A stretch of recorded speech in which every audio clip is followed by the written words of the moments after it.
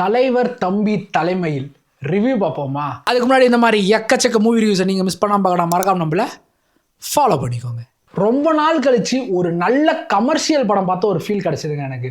அதாவது ஜீவாவோட பெர்ஃபார்மன்ஸு, அவருடைய பெர்ஃபார்மன்ஸில் நீங்கள் பார்த்தீங்கன்னா உங்களுக்கு அந்த விண்டேஜ் ஜீவா அப்படியே உங்களுக்கு ஞாபகம் வருவார். ரொம்ப வருஷம் கழிச்சு எனக்கு அப்படியே அந்த பழைய ஜீவாவை பார்த்த மாதிரி இருந்துச்சு. அந்த ஒரு மாதிரி ஜாலியான நெக்கலான கலாயான ஜீவா இருப்பார்ல, அந்த மாதிரி ஒரு மாதிரி அவரை உங்களுக்கு பார்க்கும்போது ஒரு மாதிரி ஜாலியாக ஃபீல் ஆகும். படத்தில் பார்க்கும்போது அவரு கூடவே நீங்கள் ஜாலியாக ட்ராவல் பண்ணலாம். படத்தில் ஒரு மாதிரி நல்லாயிருக்கும். ஆக்சுவலாக இந்த படத்தோட ஸ்டோரின்னு எடுத்துக்கிட்டிங்கன்னா 24 ஹார்ஸ்க்குள்ளே நடக்கிற ஒரு ஸ்டோரி. ரொம்ப சிம்பிளான ஒரு ஸ்டோரி.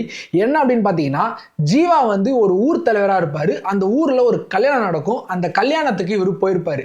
அந்த கல்யாணத்தில் ஒரு பிரச்சனை. அந்த பிரச்சனையை இவர் எப்படி சால்வ் பண்ணுறாரு, சால்வ் பண்ணாரா இல்லையா அப்படிங்கிறது ரொம்ப என்டர்டெய்னிங்காக, ரொம்ப ஃபன்னாக, ரொம்ப ஜாலியாக மூவ் பண்ணி கொண்டு போயிருப்பாங்க. இந்த சிம்பிளான ஸ்டோரியை ஒரு காம்ப்ளெக்ஸான ஸ்க்ரீன் பிளேல இவங்க எடுத்துகிட்டு வந்து காமிச்சிருப்பாங்க. ரொம்பவே இன்ட்ரெஸ்டாக இருக்கும். இந்த சின்ன ஸ்டோரியை அவ்வளோ பெருசாக பில்ட் பண்ணுறது ரொம்ப கஷ்டம். அங்கங்கே லேக் அடித்து ட்ராக் பண்ணி கொண்டு போனால் தான் முடியும். பட் அதை ரொம்பவே முடிஞ்ச அளவுக்கு இன்ட்ரெஸ்டிங்காகவும் எங்கேஜிங்காகவும் கொண்டு போயிருந்தாங்க. ரொம்பவே ஜாலியான ஒரு படம். அண்ட் இந்த படத்தில் நடித்த கேரக்டர்ஸ், நிறைய கேரக்டர்ஸ் நடிச்சிருப்பாங்க.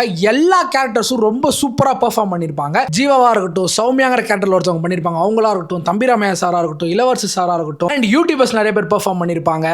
எல்லாருமே அவங்க ரோலை சூப்பராக பெர்ஃபார்ம் பண்ணியிருப்பாங்க. ஒரு மாதிரி உங்களுக்கு ஒரு மாதிரி பவர் பேக்டாக கலகலகலன்னு கொண்டு போயிருப்பாங்க அப்படின்னே சொல்லலாம். ஆக்சுவலாக இந்த படம் டக்குன்னு மூவ் ஆனதுக்கு எனக்கு ஒரு மெயினான பாயிண்டாக பட்டது என்ன அப்படின்னு இந்த படத்தோட டியூரேஷன் ரொம்பவுமே கம்மி. கிட்டத்தட்ட ஒரு மணி நேரம் 50 நிமிஷமே, 1 மணி நேரம் 55 நிமிஷம், 2 ஹவர்ஸ்க்குள்ளே அந்த படத்தோட டியூரேஷன்.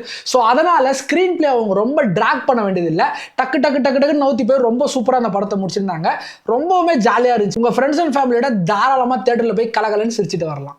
ஒரு நல்ல ஜாலியான ஒரு என்டர்டெயின்மெண்ட்டான கமர்ஷியல் படம் அப்படின்னே சொல்லலாம்.